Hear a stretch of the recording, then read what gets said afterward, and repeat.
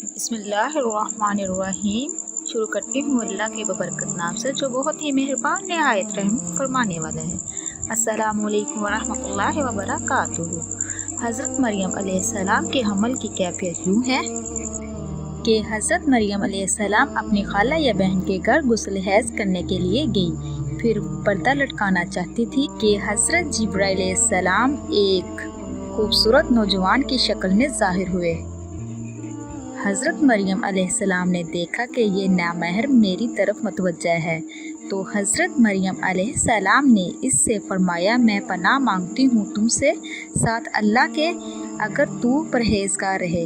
حضرت جبرائیل علیہ السلام نے کہا، میں وہ شخص نہیں ہوں کہ جس سے تو ڈرے، میں اللہ کا فرشتہ ہوں، تجھ کو پاکیزہ لڑکا بخشنے آیا ہوں، جس کو قرآن پاک نے یوں بیان فرمایا ہے۔ فرشتے نے کہا، اے مریم، اللہ تمہیں خوشخبری دیتا ہے اپنی طرف سے ایک کلمے کی، اس کا نام مسیح عیسیٰ بن مریم ہوگا، وہ دنیا اور آخرت میں مرتبے والا ہوگا، اور اللہ تبارک تعالیٰ کے قریبی بندوں میں سے ہوگا، لوگوں سے باتیں کرے گا جب جھولے میں ہوگا اور جب پوری عمر کا ہوگا، اور وہ نیک بندوں میں سے ہوگا۔ حضرت مریم علیہ السلام نے جواب دیا، میرا بیٹا کیسے ہوگا کہ مجھے کسی بشر نے ہاتھ نہیں لگایا اور میں بدکار عورت بھی نہیں ہوں۔ حضرت جبرائیل علیہ السلام نے کہا، تیرا کہنا صحیح ہے، لیکن تیرے اللہ نے فرمایا ہے کہ میرے لیے بغیر باپ کے بیٹا دینا آسان ہے، جس کو قرآن پاک نے اس طرح بیان فرمایا ہے۔ اس کا ترجمہ یوں ہے، مریم نے کہا، اے میرے پیارے رب، میرے یہاں بیٹا کیسے ہوگا جب کسی مرد نے مجھے ہاتھ تک نہیں لگایا۔ اللہ تبارک تعالیٰ نے فرمایا، اسی طرح اللہ پیدا کرتا ہے جو چاہتا ہے، جب وہ کسی کام کا فیصلہ کر لیتا ہے تو اس کو کہتا ہے ہو جا، بس وہ ہو جاتا ہے۔ بی بی مریم علیہ السلام۔ اسی وقت اتنی بڑی بشارت دی گئی کہ وہ نبی ہوگا، نبی اسرائیل اور توریت انجیل کا عالم ہوگا، اور وہ بڑے موضع والا ہوگا، جس کو قرآن پاک نے یوں بیان فرمایا ہے۔ اس کا ترجمہ یہ ہے، اور اللہ تبارک تعالیٰ اس کو کتاب اور حکمت اور توریت اور انجیل سکھائے گا، اور وہ رسول ہوں گے بنی اسرائیل کی طرف سے۔ تو میرے پیارے عزیز بہن بھائیو، حضرت عیسیٰ علیہ السلام کی پیدائش غرض یہ کہ تمام بشارتوں کے بعد حضرت جبرائیل علیہ السلام نے حضرت مریم علیہ السلام کے گریبان میں روح مبارک کو پھونک دیا، جس سے فی الفور حمل رہ گیا۔ حضرت مریم علیہ السلام فرمایا کرتی کہ دوران حمل تنہائی میں حضرت عیسیٰ علیہ السلام مجھ سے بات کرتے تھے اور موضع میں خدا کی تسبیح بیان کرتے تھے۔ یوسف نجار جو بی بی مریم علیہ السلام کے ماموں کا بیٹا تھا، وہ بیت المقدس میں عبادت کرتا رہتا تھا، اور کبھی کبھی حضرت مریم علیہ السلام کو خالہ کے پاس پہنچاتا تھا۔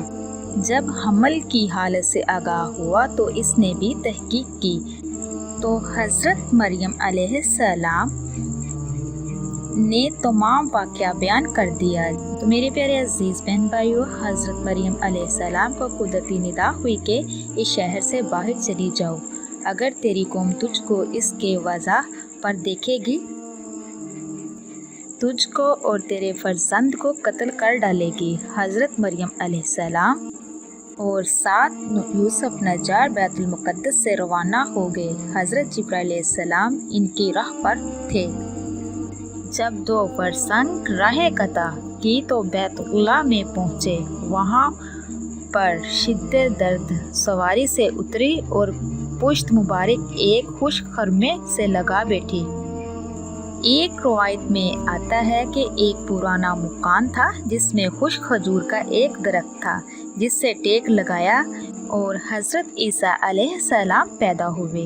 اس وقت حضرت مریم علیہ السلام نے عرض کیا کہ اے کاش میں اس حال سے پہلے ہی مر جاتی۔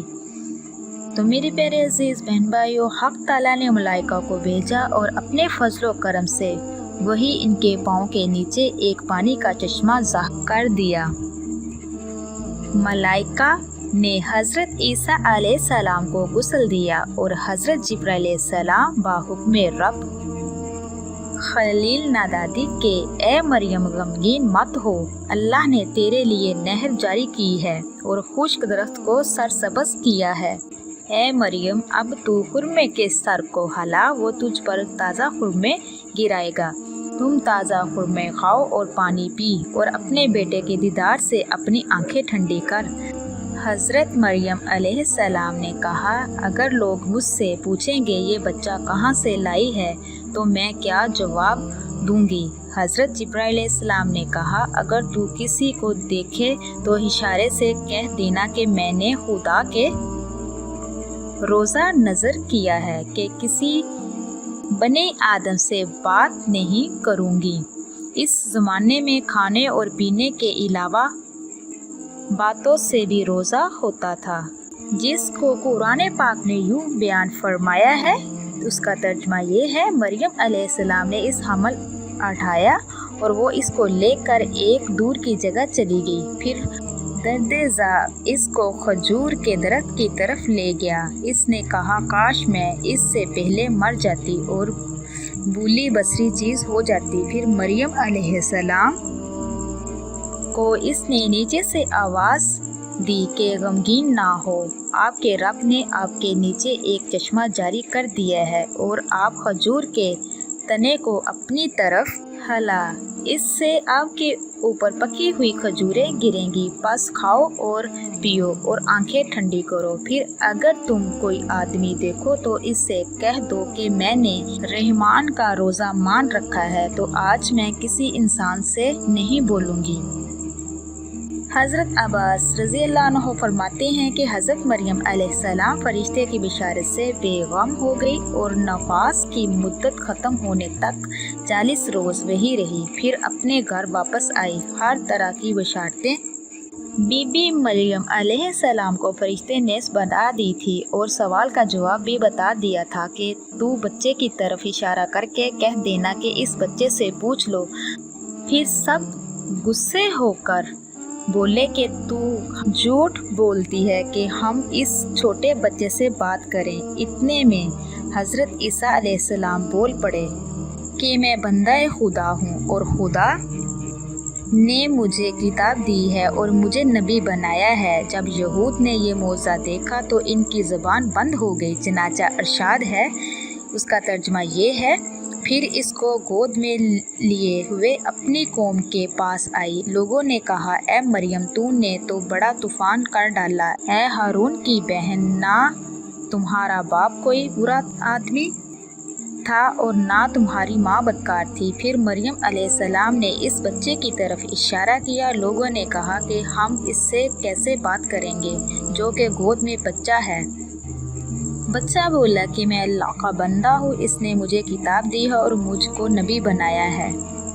متعارف قرآن میں ہے کہ جس وقت خاندان کے لوگوں نے حضرت مریم علیہ السلام کو ملامت کرنا شروع کر دیا تو حضرت عیسیٰ علیہ السلام اس وقت دودھ پی رہے تھے۔ جب انہوں نے یہ سنا تو دودھ چھوڑ دیا اور اپنی بائیں کروٹ پر سہارا لے کر ان کی طرف متوجہ ہوئے اور انگیشتہ شہادت سے اشارہ کرتے ہوئے کہا میں خدا کا بندہ ہوں۔ اس سے پہلے ہی لفظ میں حضرت عیسیٰ علیہ السلام نے اس غلط فہمی کو دور کر دیا کہ اگرچہ میری پیدائش ایک معجزہ انداز سے ہوئی ہے مگر میں خدا کا بندہ ہوں تاکہ لوگ میری پرستش میں مبتلا ہو جائیں۔